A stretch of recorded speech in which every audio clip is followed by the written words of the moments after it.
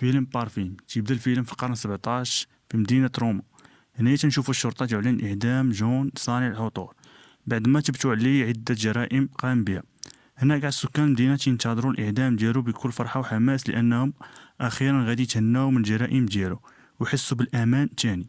هنايا تنشوفوا جون تنتظر الإعدام ديالو، غادي يدوز شريط حياته كامل قدام عينيه مني كان صغير حتى اللحظة اللي غادي يتعدم فيها. هنايا غادي نرجعو نعرفوا اش راه جون اللي خلاه يوصل الإعدام.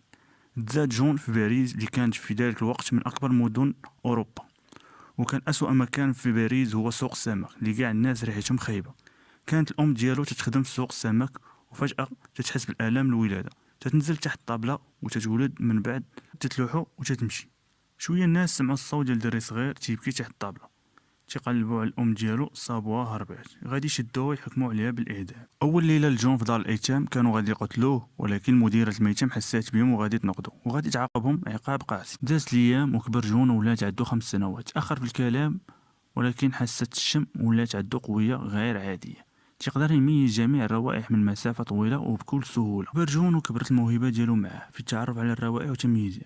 هنايا جون غادي يكتشف باللي بوحدو اللي ما عندوش شي ريحه تميزو بحالو بحال البشر. وصل جون 17 عام، هنايا قررت المديره باش تبيعو حيت ملجا عمر وما بقات ليه شي بلاصه بالميتة. غادي تبيعو لصاحب المدبغه ديال الجلد اللي غادي يستغلو، غادي يخدمو عندو تماك وغادي يبقى مستغلو وخدام عندو بحال العبد. واحد النهار قال لي الرئيس ديالو غادي نمشيو للمدينه باش نبيعو الجلد، تماك غادي يشم الرويح بزاف لاول مره غادي يشمها في حياته. هنا غادي يلاحظ ريحه المدينه زوينه ومختلفه على القريه اللي كان عايش فيها. اثناء تنقل جون وسط المدينه تيشم ريحه العطر لاول مره غيشمها في حياته، بقى غادي ورا الريحه توصل لمحل ديال العطور مشهور بزاف وتيشوف مول المحل تجرب واحد العطر الاسم ديالو الحب والروح. وهنايا غادي تكون اول مره اللي جون غادي يشم فيها ريحه شي حد. في هاد اللحظه دازت واحد البنت زوينه من حدا جون، شم فيها ريحه زوينه احسن من ديك الريحه اللي كاينه في ديك الماء، بقى غادي مرفوع تيشم في ديك الريحه اللي فيها. وهنا حسيت بي ديك البنت باللي تابعه وتيحسب ليها باغي يشري من عندها، هو مركز على الريحه اللي فيها بدا يشم فيها. وهنا البنت خلعات وهربت. هنايا البنت حسات بشي حاجه وراها،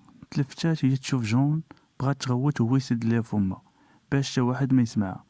من يبانوا لي جوج هابطين بقى مركز معاهم ونسى الدريه في يدو حتى ماتت تخلع وحاطه الارض. بدا يقطع لها في حويجه ويشم فيهم ويشم فيها، في الاخير خلاه وهرب. غادي يرجع عند الرئيس ديالو، بدا تيضرب فيه تيسحب ليه يهرب. في المدينه كان حوالي 10 صناع عطور، اقدم واحد فيهم كان ايطالي الاسم ديالو بالديني، صانع عطور مشهور. هنايا بالديني ما بقاوش عندو الزبائن في المحل ديالو بسبب المنافس ديالو اللي صنع ريحه جديده الاسم ديالها الحب والروح اللي حققت ارباح وشهره كبيره. هنا تيجي مساعد بالديني وتوريه ريحه الحب والروح باش يشمها ويخترع بحالها ولا تشبه ليها، ولكن رفض ياخذها لانه قادر يصوب ريحه خاصه به بوحدو وخلاه ومشى لبيتو. ونايا غادي نكتشفوا باللي عنده قرعه من ديك الريحه باغي يخدم عليها باش يطلع مكونات اللي فيها. بعد عده محاولات وصل غير 3 مكونات رئيسيه اللي فيها.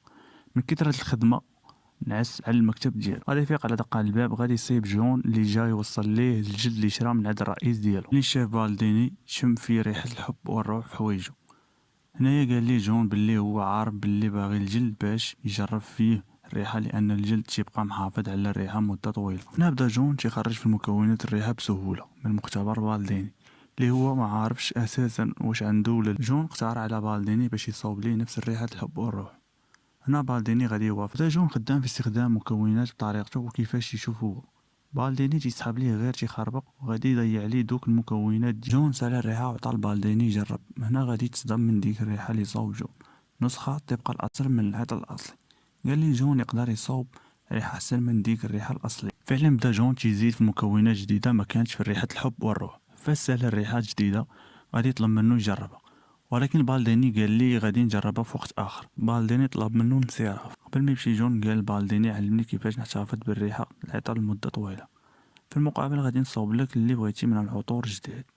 بالديني قال لي غادي نفكر في العرض ديالك. من بعد رجع يجرب الريحه اللي صنع ليه جون، فاش غادي يشمها غادي تبهر وغادي يحس باللي راسو هو في حديقه عامره ورود. الغد لي غادي يقرر يمشي يشري جون ويخدمو معاه في المحل ديالو. في وقت قليل قدر جون يرجع الزبائن اكثر من الاول لمحل بالديني، وهذا الشيء بسبب التخليطات الجداد اللي تيصاوب. هنا بالديني بدا يعلم جون عن العطور وعن النوطه العطريه، هي عباره عن 12 مكون، كل صانع عطور عنده نوطات يمتاز بها. بالديني بدا يعلمونا على الآلة وكيفاش يستخرج الريحة من الورد. هنايا جون بغى يستخرج ريحة الحديد والحيوانات. وبالديني غادي يقول لي ما يقدرش يخرج ريحة الحيوانات والبشر لأن ريحتهم مختلفة.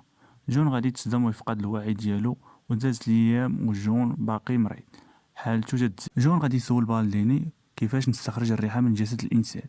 بالديني قال لي هاد الطريقة معقدة وما تعلمتهاش، ومستحيل تقدر تخرج الريحة من جسد الإنسان، ولكن قال لي يمكن لك توصل لهاد الطريقة في مدينة روما لأن فيها صناع عطور قدام وعندهم خبرة كبيرة في هذا المجال، يقدروا يساعدوك باش توصل داكشي اللي باقي. جون غادي يعرض على بالديني باش يصاوب ليه 200 عطر في المقابل يخليه يمشي لروما. بالديني عجباتو الفكرة ووافق، وكتب ليه وصية باش يمشي يخدم في المصنع في روما. هو غادي في طريق روما غادي يشم ريحة مميزة اللي غادي تفكروا في بنت اللي شم في فرنسا، غادي يبقى تابع الريحة حتى غادي يوصل للمدينة. هنا تنشوفو جون خدام في المصنع وتيتعلم استخراج العطور. مديرة المصنع غادي تكون معجبة بعمل جون متقن على عكس المساعد ديالها اللي ديما تيضربو وينقص منه. جون غادي يقرر يعاود التجربة باش يخرج الريحة من البشر بطريقة مختلفة. هنايا جون حاضي واحد البنت زوينة خدامة في المصنع، غادي يستغل الفرصة وغادي يقتلها ويحطها في الآلة استخلاص الروائح. ولكن في هاد الوقيته غادي توصل عاملة توصيل الغرور للمصنع. مني غادي تشوف جون مغطي الآلة بغات تعرف شنو اللي وسطها. جون غادي يمنعها من الاقتراب. واحد شوية وصلت لمديرة المصنع المساعد ديالها. المساعد غادي يعاير جون اللي صابو باقي في المصنع. جون قال لي بلي تيدير تجربة استخراج الزيوت من الورد بدون تعرضها لأشعة الشمس، لهذا السبب اللي خلاه يغطي الآلة. هنايا غادي يقتنع وغادي يمشي. جون غادي يمشي يشم الزيت اللي استخلصو من الآلة وغادي يكتشف بلي التجربة ديالو فشلات. جون غادي يمشي عند وحدة من بنات الليل، غادي يطلب منها تمشي معاه. غادي يقترح عليها بلي غادي يدير بها التجربة في استخلاص العطور من الجسد ديالها، في المقابل غادي يعطيها فلوس. البنت وافقات بدون تردد. المرة غادي يستعمل دهون حيوانات عديمة الريحة. البنت مني شافت الموس اللي غادي يجمع به الدهون خافت ولاحت عليه الفلوس وبغات تمشي. غادي يقتلها وغادي يكمل بحالها ما وقع والو. بدا يقطع في شعرها وحط عليها نفس المادة. غادي يلوها في قماش شويه، غادي يبدا يفك في دوك القماش وغادي يبدا يجمع في ديك الماده، وبدا يجمع في ديك الماده وخلاها ميته في بيتها. رجع المصنع وخرج ديك الماده اللي جمع وبدا بعمليه التقطير. تيتسنى في التجربه مع اول قطره غادي تنزل من الزيت غادي يختبرها. غادي يعرف بلي التجربه نجحات وهذه هي الطريقه اللي كان يقلب عليها. ثاني يوم غادي تكتشف الشرطه جثه الفتاه. جون غادي يمشي لديك البلاصه اللي وقعت فيها الجريمه وغادي يدي معاه الريحه اللي استخرج من ديك الفتاه. غادي يحط منها شويه في يدو وغادي يشم الكلب الضحيه وغادي يجي يشمها. هنايا غادي يعرف جون باللي التجربه ديالو ناجحه 100%. دازت الايام غادي يكون عيد ميلاد لورا، البنت اللي شاف ملي كان داخل روما، دايره حفله كبيره في القصر باها. بعد الحفله تتنزل لورا مع البنات تلعب في المتاهه اللي كاينه في القصر عندهم. هنايا تنشوفو جون مخزون في المتاهه ديال القصر باغي يخطف لورا، ولكن ما صدقتش ليه العمليه. ولكن دا جوج بنات اخرين في بلاصه اللي كانوا في ديك المتاهه، غادي يستخدم نفس الطريقه اللي دار ويخرج منهم الريحه. في هاد الوقيته غادي يوصل مساعد المديره ويبغي يعايرو حيت تيبقى في المصنع بلا خبار، ولكن غادي يتاثر بريحه جون وغادي يتبدل في المعامله ديالو معاه. في النهار الثاني غادي يكتشفوا دوك جوج بنات اللي خطف جون مرميين في الواد.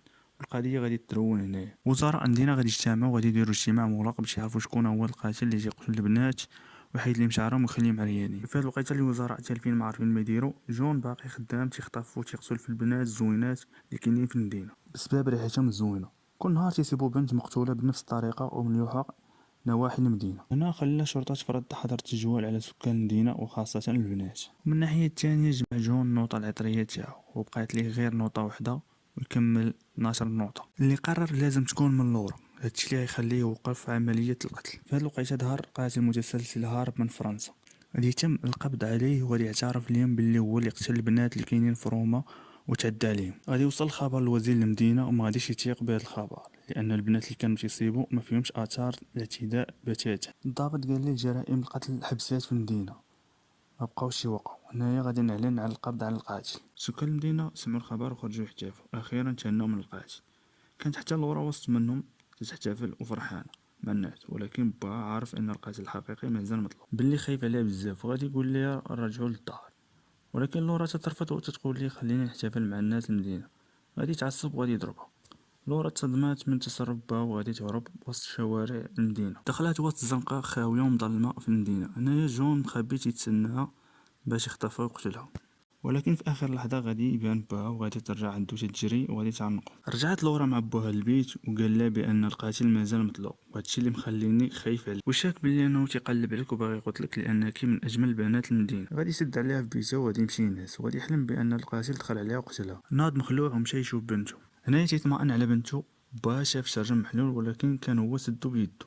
قبل ما يمشي ينعس. غادي يتاكد بان القاتل حاول قتل بنته، اللي خلاه يقرر يخون المدينه هو وبنته. فاق جون مرعوب، تيحس بريحه الورا تتبعد منه، جمع حوايجو والنوطه ديالو وتبعهم.